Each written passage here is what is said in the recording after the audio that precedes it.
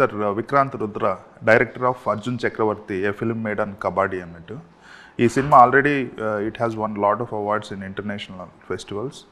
This film is releasing very soon on 29th of August. Hi hi sir. ఇది మీ మొదటి cinema కదా? అవును సార్, మీ మొదటి సినిమా. ఇంతకుముందు బిఫోర్ మీ ఇండస్ట్రీలోకి ఎప్పుడు వచ్చారు? What is your background? So ఇండస్ట్రీకి వచ్చిన 1 monthలోనే ఫిల్మ్ కన్ఫర్మ్ అయింది సార్. నేను ఇండస్ట్రీలో ఎక్కువ టైం లేను. సో బిఫోర్ దట్ నేను పోస్ట్ గ్రాడ్యుయేషన్ ఐఐటి కాన్పూర్లో డ్రాప్ అవుట్ అయ్యాను. So before that theatres plays చేసాం. సో ఆ బ్యాక్గ్రౌండ్ నుంచి వచ్చాను సార్. ఎందుకు డ్రాప్ అవుట్ అయ్యారు? అంటే ఫిల్మ్ ఇంట్రెస్ట్. అంటే బేసిక్గా ఈ సబ్జెక్ట్ అనేది నాకు చాలా ఇయర్స్ నుంచి జర్నీ స్టార్ట్ చేసింది. సో ఈ కాలేజ్లో ఉన్నప్పుడు దీన్ని థియేటర్ ప్లేగా చేద్దామని ప్లాన్ చేసాం సార్. ఇదే సబ్జెక్ట్. సో ప్లాన్ చేసినప్పుడు రాసిన తర్వాత ఇది థియేటర్ ప్లే కాదు, డాక్యుమెంటరీ చేద్దామని ఐడియా వచ్చింది. సో మళ్ళీ డాక్యుమెంట్ చేసినప్పుడు అప్పుడున్న ఓల్డ్ ప్లేయర్స్ ఎవరైతే వాళ్ళందరినీ అప్రోచ్ అయ్యి, సో ఢిల్లీలో ఉన్న లైబ్రరీకి వెళ్ళి ఆర్కైవ్స్ అన్ని చెక్ చేసి ఆ ఇన్ఫర్మేషన్ అంతా డేటా కలెక్ట్ చేసి డాక్యుమెంటరీ చేద్దాం టైంలోనే ముంబైకి వెళ్ళాను. ముంబైలో పృథ్వీ థియేటర్ అని ఉంటుంది. ఆ పృథ్వీ థియేటర్ దగ్గరికి వెళ్ళి దీన్ని ఇలా డాక్యుమెంటరీ చేద్దాం డిస్కస్ చేస్తున్న టైంలో చాలామంది సజెస్ట్ చేశారు ఏంటంటే ఫిల్మ్ చేస్తే బాగుంటుంది, ఈ సబ్జెక్ట్ అనేది చాలామంది పీపుల్కి రీచ్ అవ్వాలి, ఇది ఫిల్మ్గా వెళ్ళు అన్నారు. సో నాకు ఓన్లీ ఉన్న ఛాన్స్ ఏంటంటే ఫిల్మ్గా చేయాలని డిసైడ్ అయిపోయి ఈ సబ్జెక్ట్ నేను డ్రైవ్ చేసి డైరెక్టర్గా చేసింది సార్. రైట్. ఇక్కడికి వచ్చిన హైదరాబాద్ వచ్చిన తర్వాత ఎవరిని అప్రోచ్ అయ్యారు మొదట? సార్ హైదరాబాద్ వచ్చిన తర్వాత చాలా ఏరియాస్ తిరిగాను సార్, చాలా ప్రొడక్షన్ హౌస్ తిరిగాను, బట్ ఎవరి దగ్గరికి వెళ్ళి ఖర్చు చెప్పలేదు. సో ఆ పర్టికులర్ టైంలోనే ఒక కామన్ ఫ్రెండ్ ద్వారా మా ప్రొడ్యూసర్ గారు పరిచయం అయ్యారు. పరిచయం అయినప్పుడు నేను అనుకునేదంటే ఇది చాలా డెమోగా చేద్దామని అనుకున్నాను. ఇది డెమోగా చేసి హీరోస్ అప్రోచ్ అయ్యి ఫిల్మ్లా చేద్దామని ఫస్ట్ ఐడియా ఉండేది. సో ఆ డెమో కోసం మా ఇన్వెస్ట్మెంట్ కోసం ఆయన అప్రోచ్ అయ్యాం. అప్రోచ్ అయినప్పుడు నో ప్రాబ్లం, నువ్వు ఎప్పుడు కావాలో చెప్పి మనకి ఇస్తా అన్నారు. అలా నేను వర్కింగ్ స్టార్ట్ చేశాను. అలా వర్క్ చేయగా ఇది కంప్లీట్గా చిన్న డెమోలో కాకుండా ఫీచర్ ఫిల్మ్ లెంత్కి వెళ్ళిపోయింది. సో ఇది డెమోలో కాదు ఫీచర్ ఫిల్మే చేద్దాం అన్నప్పుడు డిస్కస్ చేస్తున్నప్పుడు ప్రొడ్యూసర్ గారు చెప్తే నాకేం స్టోరీ చెప్పకో, సో ఫస్ట్ నువ్వు కాన్ఫిడెంట్గా డైలాగ్స్ ఎవ్రీథింగ్ ఫినిష్ చేసుకొని రా, అప్పుడు వింటా అన్నారు. సో ఆ తర్వాత ఆయన మొత్తం వెళ్ళి స్టోరీ చెప్తుంటే ఆ స్టోరీ కూడా వద్దు, నువ్వు ఎప్పుడు చేయాలనుకున్నావు అన్నారు. సో సర్టెన్ టైం చెప్పిన తర్వాత సర్టెన్ బడ్జెట్ చెప్పాను. సో ఇమీడియట్గా అతను వెళ్ళి టెస్ట్ షూట్ చేయమని ఒక 3-4 days టెస్ట్ షూట్ చేసాం. టెస్ట్ షూట్ చేసింది ఆయన చూసి నచ్చి ఓకే గో హెడ్ మనం వెళ్ళిపోదాం, బట్ ఈ సర్టెన్ బడ్జెట్ లిమిటేషన్తో వెళ్దామని చెప్పారు. మేము స్టార్ట్ చేసాం sir. But end of the day ఆ బడ్జెట్ అనేది 3 times అయిపోయింది. But we achieve the product. మేము ఏదైతే విజన్ చేసుకున్నామో అది అచీవ్ చేసాం. రైట్. అంటే ఇప్పుడు already lot of discussion is going on over budget అవటం. మీ సినిమా ఓవర్ బడ్జెట్ అవడానికి కారణం ఏంటి? అంటే సార్ ఈ పీరియడ్ మేము అనుకున్నది ఏంటంటే 2 yearsలో షూట్ చేద్దాం అనుకున్నాం సార్. కానీ ఈ పీరియడ్ వచ్చేసి 4.5 years ఓన్లీ మాకు షూటింగ్ టైమే పట్టింది. Because Arjun Chakravarthy life arc అంతా ప్రజెంట్ చేయాలనుకున్నాం. అతను చిన్నప్పటి నుండి ఓల్డ్ ఏజ్ వరకు ఆల్మోస్ట్ 8 physical వేరియేషన్స్ ఉన్నాయి. అంటే ఏ ఫిజికల్ వేరియేషన్తో పాటు బాడీ ట్రాన్స్ఫర్మేషన్స్ ఉన్నాయి. ఈచ్ బాడీ ట్రాన్స్ఫర్మేషన్ చాలా టైం పట్టింది. మేము అనుకున్న 2 monthsలో చేయొచ్చు అనుకున్నాం. ఒక ఎగ్జాంపుల్ చెప్పాలంటే 110 kilos నుంచి 76 kilos రావాలి ఒక పర్టికులర్ మూడ్ కోసం. సో దానికోసం ఒక 4 monthsలో అవుద్ది అనుకున్నాం, బట్ అది 8.5 months పట్టింది. రైట్. సో దాంతోపాటు ఏంటంటే మేము స్నోలో చేయాలనుకున్నాం ఒక ఎలిమెంట్లో. అంటే ఒక పర్టికులర్ ఈవెంట్లో అర్జున్ చక్రవర్తి తను ఫిజికల్గా మెంటల్గా కంబ్యాక్ అవ్వాలంటే ఓల్డ్ అండ్ 1970s 80s టైంలో ఒక ప్లేయర్ ఈజీగా ఫిజికల్గా మెంటల్ కంబ్యాక్ అవ్వాలంటే హై ఆల్టిట్యూడ్ ఏరియాస్లో ప్రాక్టీస్ చేసేవారు. హై ఆల్టిట్యూడ్ ఏరియాస్ అనేది లో ఆక్సిజన్ లెవెల్స్ ఉండేవి. సో ఈజీగా లో ఆక్సిజన్ లెవెల్స్ ప్రాక్టీస్ చేయాలి అంటే పర్టికులర్గా హై ఆల్టిట్యూడ్కి వెళ్ళాలి. సో ఈ ఏరియాలో ఎక్కడ హై ఆల్టిట్యూడ్ ఏరియాస్ లేవు. సో మేము వెళ్ళాల్సిన షూటింగ్ లొకేషన్ కాశ్మీర్ అయి ఉండాలి. మేము సిక్కిం చూసాం, తర్వాత లదాఖ్ చూసాం, తర్వాత నేపాల్ చూసాం. సో మాకు నేపాల్లో, లదాఖ్లో, తర్వాత సిక్కింలో పర్మిషన్ దొరకలేదు. ఇంకోటి ఎక్స్ట్రీమ్ వెదర్ కండిషన్స్ వల్ల. సో ఓన్లీ పర్మిషన్ కాశ్మీర్లో దొరికాయి. కాశ్మీర్కి వెళ్ళాం. వేసినప్పుడు అక్కడ కూడా ఏంటి అంటే స్నోఫాల్ చాలా హ్యూజ్గా అయిపోయింది. సో దాని అక్కడ వెళ్ళిన వెంటనే స్నోఫాల్ రాకుండా ఒక 1 week వెయిట్ చేసిన తర్వాత స్నోఫాల్ పడింది. అక్కడ కొంచెం బడ్జెట్స్ ఇంక్రీజ్ అవ్వకపోవడం, తర్వాత ఆ స్నోఫాల్ హెవీ అవ్వడం వల్ల మీ షూట్ చేసే టైం తక్కువ అయిపోయింది. సో అలా మేము అనుకున్నట్టు ఒక 3-4 days అనుకున్నది అట్లా 6-7 days అయిపోయింది. సో ఈచ్ అండ్ ఎవ్రీథింగ్లో అలా పెరుగుతూ వచ్చింది. రైట్. అంటే మీరు స్క్రిప్ట్ కూడా యాజ్ పర్ ద స్టోరీ ఎలా జరుగుతుందో అలాగనే షూటింగ్ కూడా తీశారు. లీనియర్గా షూటింగ్ కూడా మొదటి సీన్ మొదట తీసి క్లైమాక్స్ చివర్లో తీసి. అంతే. ఓకే. మీరు కాస్టింగ్ చాయిసెస్ గురించి చెప్పండి. సో ఈ సినిమా కాస్టింగ్ అనుకున్నప్పుడు ఒక జెన్యూన్, ఒక ఆనెస్ట్ స్టోరీ చెప్పాలనుకున్నాను సార్. సో ఈ సినిమాకి కూడా ఆనెస్ట్ ఫేసెస్ కావాలి, ఒక రియల్ ఫేసెస్ కావాలి. సో దానికోసం ఏంటంటే 4.5 years దాంతో డెడికేటెడ్గా ఉండాలి. ఈ కండిషన్స్ అన్నీ అప్లై చేసేలా యాక్టర్ కావాలంటే ఒక కొత్త న్యూ కమర్ అయితే బెటర్ అని ఫీల్ అయ్యాను. సో అప్పుడు న్యూ కమర్స్ అందరిని ఆడిషన్స్ చేయగా ఒక 1000 auditions తర్వాత ఒక విజయరామరాజు 1 fine day ఆడిషన్కి వచ్చి ఆడిషన్కి వచ్చిన తర్వాత తన కళ్ళల్లో స్పార్క్ కనిపించింది, ఒక కొంటతనం కనిపించింది.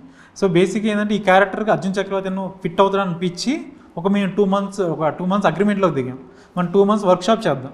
సో మనం వర్క్షాప్ చేసిన తర్వాత ఎగ్జాక్ట్గా నేను అనుకున్న క్యారెక్టర్లో నువ్వు వెళ్తావు అంటే వెళ్దాం, లేదంటే ఇక్కడ డ్రాప్ అవుదాం అని ఒక అగ్రిమెంట్లో దిగిన తర్వాత 2 months వర్క్షాప్ తర్వాత నాకు అనిపించింది తను చేయగలడని.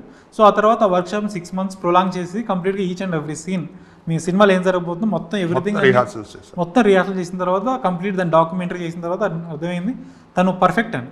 సో బట్ ఇక్కడ మాకు మేజర్ ఛాలెంజ్ ఏంటంటే ఒక యాక్టర్గా మేము ప్రొజెక్ట్ చేయొచ్చు, బట్ సినిమా తీసేది ఒక ప్లేయర్ లైఫ్ స్టోరీ, ఒక ప్లేయర్గా కూడా ప్రజెంట్ చేయాలి. ఆడియన్స్ అనేవాళ్ళు తను బిలీవ్ చేయాలి ఇతను ప్లేయర్, ఇతను ఆడగలడు అని. సో అది మాకు ఛాలెంజింగ్ అనిపించింది. ఆ తర్వాత ఇమీడియట్గా విజయరామరాజుని ఒక 1 year ప్రో కబడ్డీ ప్లేయర్స్ కానీ district level players, state level players అయ్యే ఒక క్యాంప్లో పెట్టాం.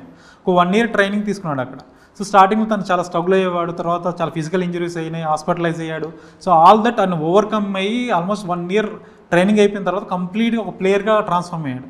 ఈవెన్ అక్కడ ఉన్న ఎవరైతే అథ్లెట్స్ కానీ తర్వాత కోచెస్ కానీ వచ్చి ప్రో కబడ్డీ ఆడతామని కూడా అప్రోచ్ చేయరు. సో అంత ప్రొఫెషన్స్గా కబడ్డీ ప్లేయర్ అయ్యాడు. ఆ తర్వాత గేమ్లో ఎప్పుడైతే మేము షూట్ స్టార్ట్ చేసామో ఫస్ట్ డ్రామాతో స్టార్ట్ చేసాం. ఆ డ్రామా పోర్షన్ షూట్ చేయడానికి ఇంత ట్రైనింగ్ అవ్వడం వల్ల ప్లేయర్స్ ఒక స్ట్రగుల్స్ కానీ లైఫ్ ఎలా ఉంటుంది, అంత రియలిస్టిక్గా ఉంటుంది. అంటే మనం ఊహించుకున్నంత గ్లామరస్ వస్తాయి. కరెక్ట్, మనం ఊహించినంత గ్లామరస్గా లైఫ్ ఉండదు. సో అవన్నీ తెలుసుకున్న తర్వాత ఇంకా మీ వర్క్షాప్ చేసిన దానికంటే డబుల్ ఇంపాక్ట్ తోటి నేను పర్ఫామ్ చేయగలిగాడు. ఓకే, మీకు గేమ్ మీద పట్టుందా? మీరు కూడా ప్లేయర్? నేను స్టేట్ లెవెల్ అండర్ 14 ఆడాను సార్. మీరు కబడ్డీ అని చూస్ చేసుకోవడానికి మీకు ఆ గేమ్ మీద ఇష్టం కూడా కారణం? అదొక రీజన్ ఉంది సార్. మేజర్లీ ఏంటంటే నేను ఒక 9 years ఓల్డ్ ఉన్నప్పుడు ఈయన కలిశాను. కలిసినప్పుడు అండర్ 14 కోసం ట్రైనింగ్కి వెళ్ళినప్పుడు మేము దెబ్బలు తగిలినప్పుడు గివ్ అప్ ఇచ్చే స్టేజ్లో ఆయన చెప్పేవాడు, లైఫ్ అనేది ఇలా ఉంటుంది, మీరు ఇంకా చిన్నపిల్లలే, ఇంక దీనికే ఆగిపోతూ ఉండదు, లైఫ్లో చాలా స్ట్రగుల్స్ ఉంటాయి, ఇంకా మీరు అచీవ్ చేయాల్సింది చాలా ఉందని చిన్న చిన్న పాయింట్లు చెప్పేవాడు. ఆ బ్రీఫింగ్ అనేది నా బ్రెయిన్లో అలానే ఉండిపోయింది సార్. సో నేను ఇలా ఏజ్ పెరిగే కొద్దీ ఆ స్టోరీ నాతో ట్రావెల్ చేస్తూనే ఉంది. సో ఎప్పుడైతే నా గ్రాడ్యుయేషన్ ఫినిష్ అయ్యి నేను బయటకు వస్తున్న టైంలోనే ఈ స్టోరీ అనేది నన్ను డ్రైవ్ చేసింది. ఈ స్టోరీని ఇంకా థియేటర్లో ప్లే చేయొచ్చా, లేదంటే డాక్యుమెంటరీ చేయొచ్చా, తర్వాత ఫిల్మ్ మేకింగ్ చేయొచ్చా అనేది ఇది డ్రైవ్ చేస్తూ నన్ను సినిమా డైరెక్టర్ చేసి ఇలా పుష్ చేయడానికి ట్రై చేసింది. So this is a biopic? Sir exact biopic sir, inspired by true life. Inspired by true life. So బేసికల్గా ఫిక్షనల్ పార్ట్? 10% ఫిక్షనల్ పోర్షన్ ఉంది సార్. అది కూడా ఏంటి అంటే లవ్ స్టోరీని కొంచెం ఫిక్షనలైజ్ చేసాం.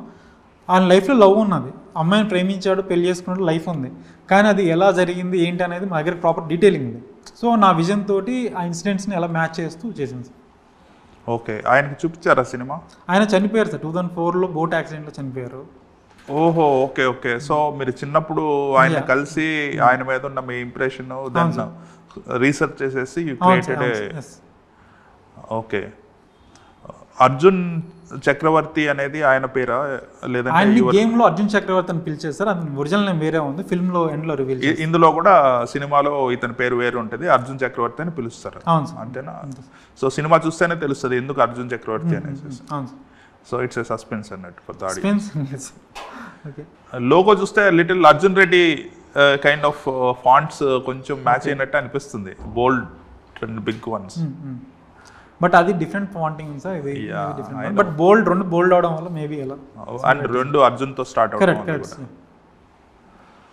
Okay, so 4.5 years movie making అంటే what was your state of mind? ఎందుకంటే budding film maker and first film చేస్తున్నారు, ఈ లోపల చాలా సినిమాలు వస్తున్నాయి పోతున్నాయి, lot of things are changing in industry, OTT emerge అయింది, theatrical revenues are kind of dwindling. So ఈ సినారియోలో ఈ 4 years ఆ క్యారెక్టర్ స్ట్రగుల్ అయినట్టు మీరు కూడా స్ట్రగుల్ అయి ఉంటారు కొంచెం ఇంటర్నల్గా. So what was your experiences? Sir me movie start చేస్తే ఒక ఫిక్స్ అయ్యాం సార్, అంటే ఎక్స్టర్నల్ ఫ్యాక్టర్స్ రావచ్చు. అంటే ఇప్పుడు ఈ ప్రాజెక్ట్ 2.5 years మేము స్టార్ట్ చేసాం, 4.5 years అయింది. ఈ జర్నీలో కంప్లీట్గా ఏంటంటే కంప్లీట్గా కాంటెంట్ కంప్లీట్ చేంజ్ అయిపోయింది. సో ఆడియన్స్ చూసే పర్స్పెక్టివ్ మారిపోయింది. బట్ ఏంటంటే ఈ కాంటెంట్ ఎప్పుడు చూసినా ఆడియన్స్ నచ్చుతుందని ఒక కాన్ఫిడెన్స్తోనే మేము దిగిపోయాం సార్. ఆఫ్టర్ దట్ మేము సగం షూట్ చేసిన తర్వాత చాలా కాంటెంట్స్ వచ్చాయి, స్పోర్ట్ ఫిల్మ్స్ చాలా వచ్చాయి తెలుగులో కూడా, బట్ బాలీవుడ్లో వచ్చాయి, తర్వాత వేరే కాంటెంట్స్ వచ్చాయి, ఆడియన్స్ అందరూ యాక్షన్ ఫిల్మ్స్కి వెళ్తున్నారు, ఇలా ఉంది సార్. బట్ థింగ్ ఏంటంటే ఎక్స్టర్నల్ ఫోర్సెస్ అంటే ఎవ్రీ ఫ్రైడే డిఫరెంట్ పీపుల్ వచ్చేసి ఇది యాడ్ చేస్తే బాగుంటుంది సినిమాలో, అది వర్కౌట్ అయింది, ఇది యాడ్ చేస్తే బాగుంటుంది అని ఈచ్ ఫ్రైడే డిఫరెంట్ అడ్వైస్ ఇచ్చేవాళ్ళు సార్. సో అడ్వైస్ అనేవి స్టార్టింగ్లో అవి కొంచెం కన్ఫ్యూజన్లో ఉండేవి, బట్ ఓవర్ ద టైం తీసుకున్న తర్వాత ఏదైతే స్టిక్ అనేమో అది ప్రజెంట్ చేయాలి. ఎందుకంటే మీ ఆల్రెడీ స్టిక్ అనేది కొంచెం ఫ్రెష్గా ఉంది. సో ఈ ఎక్స్టర్నల్ ఎలిమెంట్ చేస్తే ఆటోమేటిక్గా ఆ సినిమా అవుతుందబ్బా దీని కొత్తదనం ఏముంటుందని ఒక డిసైడ్ అయిపోయి కంప్లీట్గా ఎవరు మాట వినకూడదని అలానే స్టిక్ అని 4.5 years అలానే స్టిక్ అని ఎక్స్టర్నల్ ఎలిమెంట్స్ డిస్టర్బ్ చేయకుండా కంప్లీట్గా మీ అనుకున్న విజన్కి స్టిక్ అనేది చేసింది. ఇందులో మీరు హీరోయిన్ హీరో అన్నారు 10% కరెక్ట్ సినిమాలో. So entire film runs on the struggles and the journey of kabaddi player కదా. సో ఎంగేజింగ్ ఎలా తీయగలిగారు? Because it's very difficult to make. అంటే సార్ హీరోయిన్ 10% కాదు సార్, హీరోయిన్ త్రూఅవుట్ సినిమా ఉంటుంది. నేను లిబర్టీ 10% తీసుకున్నాను చెప్పాను.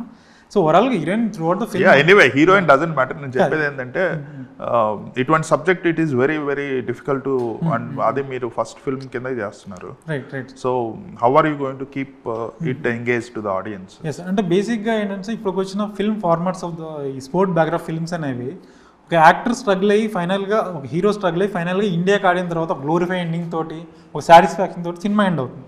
ఈ సినిమా ఏంటంటే ఒక చెత్త ఏరుకున్న కుర్రాడు ఒక ఇండియా కబడ్డీ లెజెండ్ అయ్యాడు. అది అవడానికి అతను ఎప్పుడు స్ట్రగుల్ పడలేదు. అతను లెజెండ్ అయిన తర్వాత అతని లైఫ్ ఏమైంది? ఇప్పటివరకు వచ్చిన ఫిల్మ్స్ అనేవి ఆ లెజెండ్ వర్క్ చూపించి ఇట్స్ అబౌట్ ఫాల్ బేసికల్గా. ఎస్ ఫాల్ అయిన ఒక ప్లేయరు, ఒక ఒరిజినల్ ప్లేయరు లెజెండ్ తర్వాత లైఫ్ ఏముంటుంది? అతను ఒక ఆశ ఒకటి సొసైటీకి ఒకటి చేద్దాం అనుకున్నాడు. సో అతను చేసే ప్రయత్నంలో అతను పడ్డ ఆబ్స్టికల్స్ ఏంటి, సొసైటీ నుంచి గవర్నమెంట్ నుంచి వచ్చిన ఆబ్స్టికల్స్ అవన్నీ బ్రేక్ చేసి ఫైనల్గా వచ్చిన ఒక అవకాశాన్ని ఆయన యూటిలైజ్ చేసి ఫైనల్గా అతను అనుకున్నది ఎలా సాధించాడు అనేది ఫిల్మ్ ఉంటుంది సార్. దాంతోపాటు ఇంకో పాయింట్ మీకు చెప్పాలనుకున్నది ఏంటంటే అవార్డ్స్ మెడల్స్ అనేవి ప్లేయర్స్కి ఫుడ్ పెట్టావు, ఫినాన్షియల్గా ఏం సపోర్ట్ చేయవు. సో ఒక అతను సౌత్ ఏషియన్ గేమ్స్ మెడల్ తీసుకొని ఊర్లో వచ్చినప్పుడు అందరు పీపుల్ అందరూ అతన్ని బ్రహ్మరథం పెట్టారు. ఎప్పుడైతే అతను లాస్లో ఉన్నారో ఆ పీపుల్ అతను తిట్టారు. సో ప్లేయర్స్కి ఇవ్వాల్సిన రైట్స్ ఏదైతే ఉన్నాయో ప్లేయర్స్ దక్కేలా చూడాలి. అది దక్కనప్పుడు ఒక తల్లి ఒక కొడుకుని ఒక అథ్లెట్గా వెళ్ళి కబడ్డీ ఆడాడు, వెళ్ళి హాకీ ఆడని మోటివేషన్ ఉండదు, ఎందుకు ఎంకరేజ్ చేస్తుంది అనే పాయింట్ ఫిల్మ్ క్వశ్చన్ చేస్తుంది. మీరు ఎక్కడ ఐఐటి చేసింది? ఐఐటి కాన్పూర్లో చేశారా? సో చదువుకిను ఫిల్మ్ మేకింగ్కి హౌ ఒక మనం చదువుకున్న చదువు ఫిల్మ్ మేకింగ్కి హెల్ప్ అవుతుందని ఫీల్ అవుతారు మీరు? 100% సార్. బేసిక్గా ఇప్పుడు నాకు ఫిల్మ్ మేకింగ్ మీద ఎటువంటి నాలెడ్జ్ లేదు. నేను ఫస్ట్ టైం ఈ సినిమా తీద్దామని ఫిక్స్ అయినప్పుడు ఎవ్రీథింగ్ నేను ప్రీవియస్ జరిగిన ఫిల్మ్స్ ఏదైతే ఉన్నాయో ఈవెన్ మణిరత్నం గారి 90s 80s ఫిల్మ్స్ అవి ఎలా తీసేవాళ్ళు, కంప్లీట్గా దాని అనాలిసిస్ ఏంటి, మణిరత్నం నాయకుడి సినిమా కానీ ఇద్దరు సినిమా కానీ దళపతి సినిమా కానీ అవన్నీ ఫిల్మ్స్ ఒక 100 times చూశాను. చూసి నా వర్షన్ నేనైతే ఎలా తీయగలిగాను ఒక అనాలిసిస్ రాసేవాడిని. ఆ తర్వాత ఆయన బుక్ ఒకటి రిలీజ్ అయింది భరద్వాజ్ రంగరాజన్ గారు. సో ఆ బుక్ చదవడం, ఆ సీన్ ఎలా అప్రోచ్ చేయరు వాళ్ళు, నేను ఎలా చూసాను ఆయన ఎలా చూశారు, ఓకే ఇలా ఈ యాంగిల్ కూడా చూడొచ్చా, సో ఇలా మెటఫర్ వాడొచ్చా, అవన్నీ డీటెయిలింగ్ చదవడం. తర్వాత నాకు క్రిష్ గారి సెన్సిబిలిటీస్ చాలా ఇష్టం. సో ఆయన తీసిన కంచె ఫిల్మ్ నా ఆల్ టైమ్ ఫేవరెట్. ఆ టైంలో నా World War II వెళ్ళి ఆ కాంటెంట్ తీయాలని ఒక అతన్ని ఛాలెంజింగ్ థింగ్ కానీ, తర్వాత మిలిటరీ మాధవరం గురించి ఆయన చెప్పిన పాయింట్స్ కానీ, అంటే మన పీపుల్ అక్కడ వెళ్ళి ఇంత స్ట్రగుల్ అయ్యారు కానీ వాళ్ళ గురించి ఎవరికి తెలియదు. సో వాళ్ళ గురించి చెప్పాలన్నప్పుడు ఒక దాన్ని టెక్నికల్గా లార్జ్ ఆర్ట్కి వెళ్ళినప్పుడు ప్రాపర్ క్యాటరింగ్ అయ్యేలా విజువల్ ప్రజెంట్ చేయాలి. సో అవన్నీ ఈచ్ అండ్ ఎవ్రీథింగ్ అన్నీ నేర్చుకొని అనాలిసిస్ చేసి ఫైనల్గా ఫిల్మ్ మేకింగ్ నేర్చుకున్నాను సార్. సో మీరు ఎన్ని ఫిల్మ్ ఫెస్టివల్స్ పంపించారు, చాలా అవార్డ్స్ గెలిచారు. ఇట్స్ ఎ స్ట్రాటజీ ఒక ఫిల్మ్ ఫెస్టివల్స్ అని తిప్పేసి తర్వాత రిలీజ్ చేద్దాం అనేసి? అంటే స్ట్రాటజీలో మేము ఫీల్ అవ్వలేదు. అంటే జనరల్గా మేము అనుకున్న పాయింట్ ఏంటి సార్, ఇది ఇంటర్నేషనల్ ఆడియన్స్ రీచ్ అవ్వాలని ఒక పాయింట్లో వెళ్ళాం సార్. సో మాకున్న సోర్సెస్ వచ్చేసి ఫిల్మ్ ఫెస్టివల్స్ ఉన్నాయి. సో అన్ని ఫిల్మ్ ఫెస్టివల్స్ అప్లై చేసిన తర్వాత వాళ్ళు సినిమా చూసి రివ్యూ చేసి నామినేషన్ స్టేజ్ తీసుకెళ్లారు. ఫైనల్గా అక్కడ ప్రీమియర్ అయినప్పుడు కూడా ఆడియన్స్ అందరూ క్లాప్స్ కొట్టడం, తర్వాత విజిల్స్ చేయడం కూడా జరిగింది ఫారెన్ పీపుల్. సో సినిమా చూసిన తర్వాత వాళ్ళు ఈచ్ అండ్ ఎవ్రీ డీటెయిల్ గురించి మాట్లాడారు, సినిమాటోగ్రఫీ గురించి, మ్యూజిక్ గురించి, ఎడిటింగ్ గురించి, even direct first time maker ఎలా చేశారని మెటఫర్స్ చాలా ఉన్నాయి సార్ ఫిల్మ్లో. వాటి గురించి కూడా చాలా డీటెయిల్గా మాట్లాడి నాకు సర్ప్రైజింగ్ అనిపించింది. అంటే మేము ఫీల్ అయ్యేది ఏంటంటే సినిమా నచ్చుద్ది, ఓకే డీసెంట్ వాచ్ అని ఫీల్ అవుతారు అనుకున్నాం. అడిగి వెళ్ళిన తర్వాత చాలా మెస్మరైజింగ్ వాళ్ళు ఫీల్ రెస్పాన్స్ చాలా బాగుంది. మీరు ఎప్పుడు ఫిల్మ్ మేకర్ అవుదాం అనుకున్నారు అండ్ మీకు సినిమాల మీద పిచ్ ఎప్పుడు నుంచి స్టార్ట్ అయింది and which films influenced you the more? Sir నాకు సినిమాలో ఇంటర్మీడియట్ చదివేటప్పటి నుంచి అక్కడ క్రాస్ రోడ్స్లో ఫిల్మ్ ఎవ్రీడే ఫిల్మ్ చూసేవాళ్ళం. ఆల్మోస్ట్ నాకు 11th 12th క్లాస్లోనే ఒక 100 ఫిల్మ్స్ చూస్తుంటాను థియేటర్స్లోనే. బట్ నా మైండ్ సెట్ అప్పుడు డిఫరెంట్గా ఉండేది సార్. సో ఎప్పుడైతే నేను కాలేజ్ గ్రాడ్యుయేషన్ ఫినిష్ అయిన తర్వాత ఎక్కువ మలయాళం ఫిల్మ్స్కి ఎక్కువ కన్జ్యూమ్ చేయడం స్టార్ట్ చేశాను. అక్కడ నుంచి నా పర్స్పెక్టివ్ చిన్న చేంజ్ అయిన తర్వాత విశ్వనాథ్ గారి ఫిల్మ్స్ చూడడం, ఆ ఓల్డ్ ఫిల్మ్స్ నేచర్ అప్పటి వరకు నాకు నచ్చేవి కాదు. ఇప్పుడు అవి అంత గ్రేట్ ఫిల్మ్స్ ఫీల్ అవ్వడం స్టార్ట్ చేశాను. విశ్వనాథ్ గారు సాగర్ సంగమం సినిమా కానీ, తర్వాత మణిరత్నం గారి ఫిల్మ్స్ నాయకన్ కానీ, ఇద్దరు కానీ, దళపతి కానీ, తర్వాత వచ్చిన క్రిష్ గారి ఫిల్మ్స్ గమ్యం కానీ, సో తర్వాత వచ్చిన కంచి, ఇవన్నీ ఏంటంటే వాటిలో సెన్సిబిలిటీస్, ఆ సీన్ రైటింగ్ ఎందుకు అలా చేశారు అనేది నేను అప్పుడు ఫీల్ అవ్వగలిగాను. సో అప్పటి నుంచి వచ్చిన థింగ్ ఏంటంటే నేను ఫిల్మ్ మేకర్ అవ్వాలి, అయితే నేను ఇటువంటి ఫిల్మ్ కైండ్ ఆఫ్ సినిమాలు తీయాలి అన్న పర్స్పెక్టివ్ నాలో డెవలప్ అయింది. That's right. 29th రిలీజ్ అవుతుంది. So what audience can expect from the film? Sir, ఈ సినిమా అనేది అందరి ఆడియన్స్కి కనెక్ట్ అవుతుంది సార్. అంటే దీంట్లో ఒక స్పోర్ట్ బ్యాక్డ్రాప్ ఫిల్మ్ కాకుండా ఇది ఒక ఎమోషనల్ జర్నీ ఉంది సార్. దీంట్లో ఒక సన్ అండ్ ఫాదర్ ఎమోషన్ ఉంది, దీంట్లో ఒక లవ్ స్టోరీ ఉంది, బ్యూటిఫుల్ లవ్ స్టోరీ, ఒక ఫ్రెండ్షిప్ బాండింగ్ గురించి ఉంది. సో ఈచ్ ఆఫ్ పీపుల్, ఎవరైతే డిఫరెంట్ కేటగిరీ పీపుల్ ఏదో ఒక ఎమోషన్ కనెక్ట్ అవుతుంది. ఇది ఒక మోర్ ఈచ్ అండ్ ఎవ్రీ ఫ్యామిలీలో ఒక డ్రీమర్ ఉంటాడు, ఏదో ఒకటి అచీవ్ చేయాలనుకుంటాడు. కానీ వాళ్ళ ఫ్యామిలీ బ్యాక్గ్రౌండ్ సపోర్ట్ చేయవచ్చు, ఫినాన్షియల్లీ కానీ, ఎమోషనల్ కానీ, తర్వాత చుట్టుపక్కల ఉన్న ఎన్వైర్న్మెంట్, పీపుల్, విలేజెస్ కానీ సపోర్ట్ చేయవచ్చు. అటువంటి ఒక పర్సన్ ఈ సినిమా చూసినప్పుడు ఇన్ని బ్యారియర్స్ ఉన్నా కూడా మనం బ్రేక్ చేసి మన స్టిక్ అనే ఒక డ్రీమ్ అవుతుంది, దానికి స్టిక్ అనేవి మనం అచీవ్ చేయాలనేది అందరికీ ఎమోషన్ కలుగుతుంది సార్. ఓవరాల్గా ఆడియన్స్ థియేటర్ నుంచి బయటకు వెళ్ళేటప్పుడు మాత్రం ఒక సాటిస్ఫాక్షన్తో వెళ్తారు, కంప్లీట్నెస్తో బయటకు వెళ్తారు. వాళ్ళ ఫేస్లో చిరునవ్వు ఉంటుంది, ఒక హృదయాలు బరువెక్కిన హృదయాలతో బయటకు వెళ్తారు. అది మాత్రం కాన్ఫిడెంట్గా చెప్తాను. ఈ మూవీ మీరు మీ own experiences then inspiration based అనే రియల్ పర్సనాలిటీ తీశారు.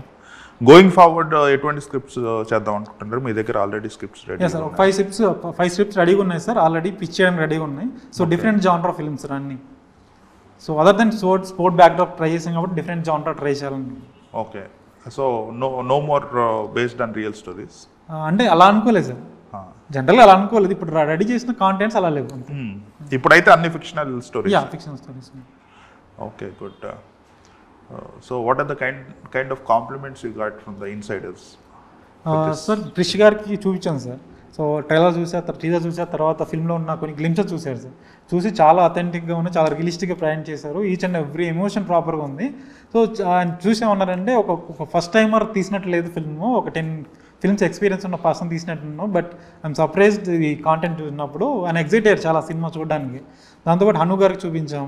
సో హను గారు కూడా చాలా ఎగ్జైట్ అయిపోయి, చాలా ఇంత కాంటెంట్ ఉంది నాకు తెలియలేదు ఇప్పటివరకు, చాలా బ్రిలియంట్గా చేశారు, ఎఫర్ట్స్ పెట్టారు. ఇది కూడా మీ ఎగ్జాక్ట్ అయితే మీ టీజర్ రిలీజ్ చేశారు, సినిమాలు కూడా అదే రిప్లికేట్ అవుతుంది. సో 100% పాజిటివ్ రెస్పాన్స్ ఉంటుంది.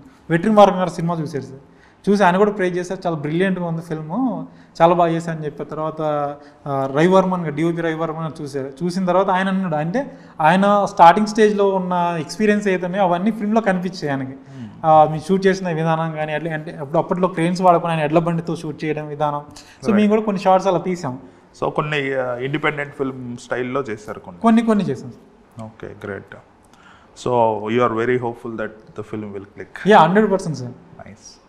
అండ్ నెక్స్ట్ ఎనీ కమిట్మెంట్స్ ఉన్నాయి ఎవరైనా ప్రొడ్యూసర్స్? ఇంకా కమిట్మెంట్స్ ఏం లేదు సార్, ఎవరు అంటే ఇంకెవరు అప్రోచ్ అవ్వలేదు, నేను ఎవరిని అప్రోచ్ అవ్వలేదు, నాకు ఇంకా వే దొరకలేదు. సో మీరు అసలు రాగానే ఇమీడియట్గా ఈ సినిమాకి ఆపర్చునిటీ దొరికింది. Next this film success will speak, right sir? అంతే కదా? అంతే sir. Yeah, hoping for the best. Thank you so much, sir. So Arjun Chakravarti is releasing on 29th August and all the best. Thank you so much, sir. మీరు ప్రివ్యూకి వచ్చి చూడండి sir. Sure.